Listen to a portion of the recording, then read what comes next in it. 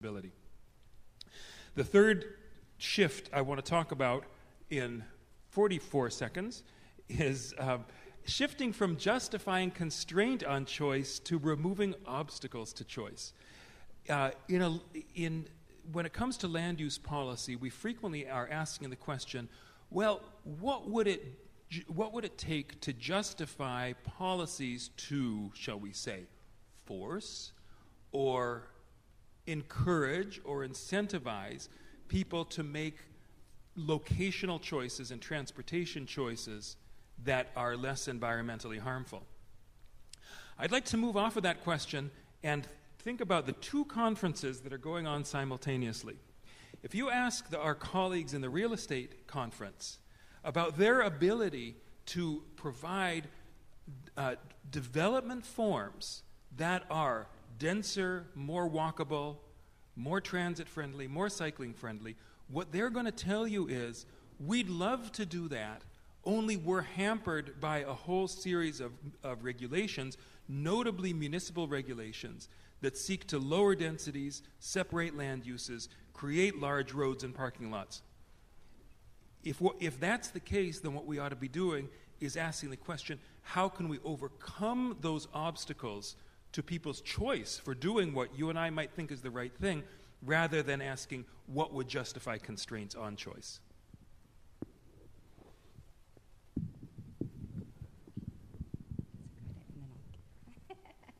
Okay, we're getting the system down now. Jonathan actually has presented some great options for us to look at as far as the different levels of policy and how those things are affected. And more specifically is asking us to look at our rockets of desire rather than justifying where we are. Fair statement? Okay, so the next person that we will hear from is our second Gail, and this is Gail. Hi, I'm Gaël Mengui from France. I work with the Institut Veolia Environment. Veolia is the company that works in transportation, as you may know. And Veolia Institute is a think tank that is working on what is the science and how we can integrate science for the future of Veolia.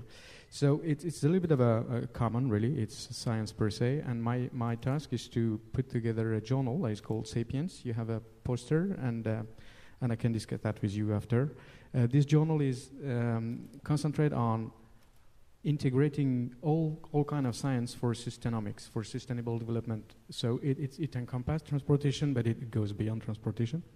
And we basically publish two different kind of articles, perspectives and surveys. And so the idea is to bring these new ideas that needs to be understood by the other fields, because the journal is open access, so everyone can access what is in the other field. And the survey is to bring the state of the art in a specific field so that, again, people from the other field can understand what this is about. And so it take 1 minute to describe what I'm doing, but I think it's important for the statements that come with it, because reflecting on what has been said for the last 2 days, there is a tremendous need to overcome those silos everywhere in between science, but it goes beyond science. It's also between science and policymakers, science and the general public, the private sector, etc. We all have our different mindsets, and really how can we restructure the way that we are taught at college, but the university, but also beyond, how the society is organizing the way that we all have a specific mindset. How can we overcome those barriers? So that's, for me, that's a really key issue.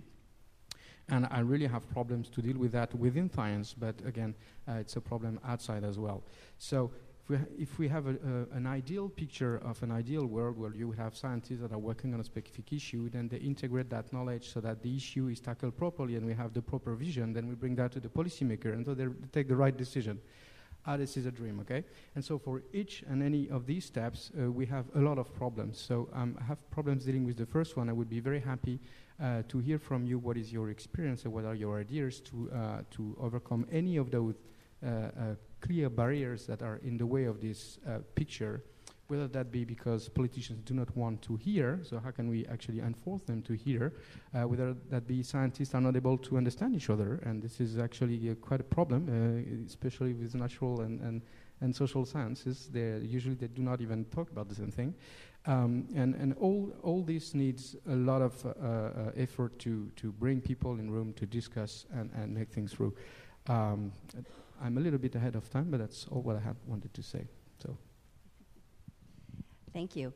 You can hear somewhat of a quorum forming on the need for our looking at policy and research that goes even beyond the transportation system, and at the level of experts, even more than systems, as Gail has portrayed to us here. So our next presenter is Terry. Hi, I'm Terry Penny from the National Renewable Energy Lab. That's a small Department of Energy lab in Golden, Colorado. We have about 1,500 people and a budget of about $300 million. I manage the Advanced Transportation and Advanced Fuels department there. One of the things that I've been looking at the last several years is exactly what Tom Gladwin was proposing in his grand vision, and that's the intersection of all these problems that are coming down with the supply and demand of oil and what that might do to the transportation. And right now we're in such an exciting time in the transportation because we're seeing transportation after 100 years of the internal combustion engine switching to transportation electrification. We're going to have electric vehicles, plug-in electric vehicles. We've already got hybrid vehicles. And so at the lab, we're working on advanced batteries and all kinds of components. But the really interesting aspect is the change that will happen as a result of vehicle electrification, whether that be electric bikes, NEVs, or conventional larger vehicles as we know them. The vehicle to grid, V2G, V2 home, V2B, vehicle to business, all present opportunities for new entrepreneurs. And what's really interesting about this is the car companies really understand cars, but when's the last time a car company really has had to deal with an electric company? Electric companies typically deal with producing electricity, but when's the last time they had 1 million cars that could hook up for storage on their grid and load level for them? And so Google, for example, is now starting up software to integrate cars and bundle those services so that your car could make a few dollars each day, perhaps, and they can aggregate for the utility who doesn't want to mess around with that. So what we're seeing is lots of opportunities at the interfaces, and what I'd like to advocate is that it is a large system problem, and many of these companies who are in business to make money don't understand a lot of these interfaces, and it's foreign to them. So I'd encourage the crowd to look at more of the system option. The final thing is on a renewable or sustainable community. I've linked zero energy buildings with cars, and if you bundle a car with a house, perhaps you can, when's the last time you were able to deduct your interest that you pay in your car on your taxes? And so this is a way of load leveling by combining the car and the house. Thank you. Thank you, Terry. Whenever we look at these issues, we realize that our future is always forming and that we are looking at different scenarios for where that future may go. And this is a very good reminder that technology is one of the driving forces of change. So our last speaker actually is Peter. Thanks, Deb. Good morning, everybody. My name is Peter Sweatman. I'm director of the Transportation Institute here at the University of Michigan. We historically we were set up maybe more than 40 years ago to look at mainly at safety issues in the automotive industry. We've got a long history with vehicles and drivers.